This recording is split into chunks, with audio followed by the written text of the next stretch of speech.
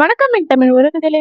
நம் தலையெழுத்தையே மாற்றும் ஆலயம், தீராத கஷ்டங்களையும் தீர்க்கும் ஆலயம்.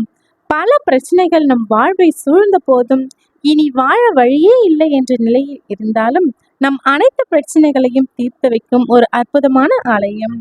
வம்சங்கள் தழைக்க குழந்தை பாக்கியமும் உண்டாக்கும் ஆலயம். மருத்துவர்களால் தீர்க்க முடியாத நோயையும் தீர்த்து வைக்கும் ஒரு அற்புதமான ஆலயம் தான் இன்னைக்கு நம்ம இந்த பதிவுல பார்க்க போறோம். முருகனின் 6 படை வீடுகளில் 2ஆம் படை வீடான திருச்செந்தூர் சுப்பிரமணிய கோவில் தான் இன்னைக்கு நம்ம பார்க்க போறோம். மற்ற 5 கோவில்களும் மலையின் மீது அமைந்திருக்கும். இந்த கோவில் மட்டும் கடற்கரையில் அமைந்துள்ளது. கோவிலுக்குள்ள வந்ததுமே முதல்ல நம்ம பார்க்கறது கோபுரம் தான். கோபுர தரிசனம் கோடி பாவ விமோச்சனம் அப்படின்னு சொல்லுவாங்க. கோபுர தரிசனம் பண்ணிட்டு நம்ம உள்ள போகலாம். இந்த ஆலயத்துல பிரகாரம் ஏற்ற இறக்கமாக இருக்கும். அதாவது சுவாமியை பார்க்க போகும் பொழுது இரக்கமாக இருக்கும், பார்த்துட்டு வெளியில வரும்பொழுது ஏற்றமாக இருக்கும். அதனாலதான் சொல்லுவாங்க, நம்ம வாழ்க்கையில எந்த விதமான சூழ்நிலையில இருந்தாலும், எவ்வளவு இரக்கமான நிலையில இருந்தாலும் இங்க வந்து இந்த தலம் முருகனை வணங்கிட்டு போனோம் அப்படின்னா வாழ்க்கை ஏற்றமாக மாறும். கோவில் சுவற்றுல மயில் அழகா நடந்துகிட்டு இருக்கு. மயிலை பார்த்துட்டு கொஞ்சம் தூரம் வந்தோம் அப்படின்னா யானையும் இருக்கும், அதையும் நம்ம பார்க்கலாம். இந்த ஆலயத்தின் மூலவர் பெயர் சுப்பிரமணிய சுவாமி. உற்சவர் சண்முகர், ஜெயந்திநாதர், குமரவிடங்கர், அலைவாய் பெருமாள், அம்பாள் வள்ளி தெய்வானை, தீர்த்தம் சரவண பொய்கை தீர்த்தம். முருகப்பெருமான் சூரனை சம்ஹாரம் பண்ண படை வீடு அமைத்து தங்கிய வீடு. அதனாலதான் இதற்கு செந்தூர் அப்படின்னு பேரு. சம்ஹாரம் செய்த பிறகு மீண்டும் இங்க வந்து பஞ்சலிங்கங்களையும், அதாவது ஈசானம், தற்புருஷம், அகோரம், வாமதேவம், சத்யாஜதம் என சொல்லக்கூடிய பஞ்சலிங்கங்களையும் இந்த தலத்துல முருகப்பெருமான் பூஜித்திருக்காரு.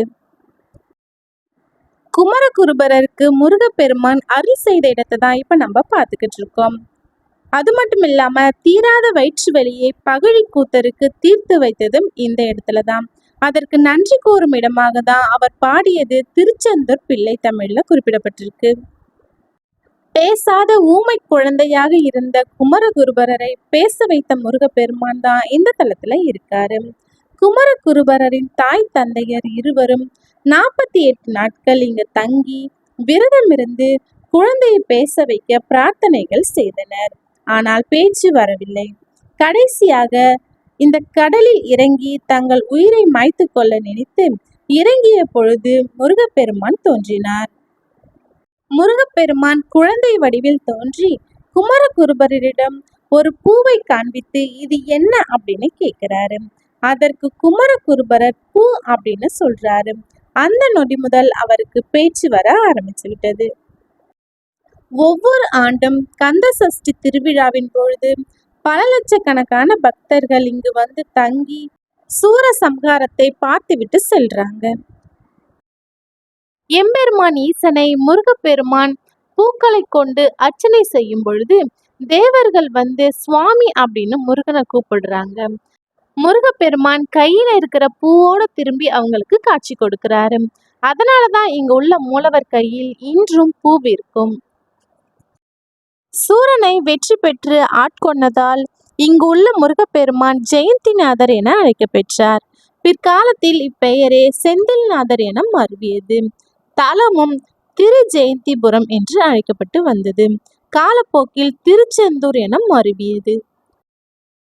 இது ஒரு கடற்கரை கோவிலாக இருந்தாலும் கோவில் கருவறை மூலஸ்தானம் குடவரையாக இருக்கும்.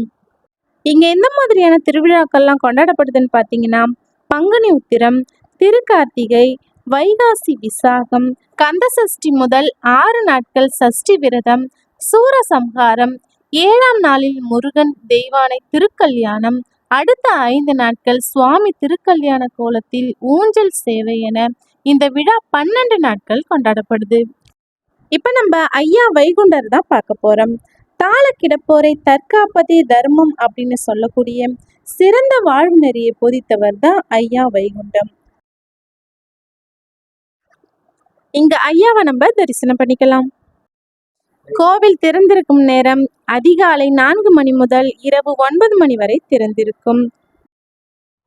மூலவரை தரிசிக்க 2 லிருந்து 3 மணி நேரம் ஆகும். மீண்டும் வேறொரு பதிவில் சந்திப்போம்.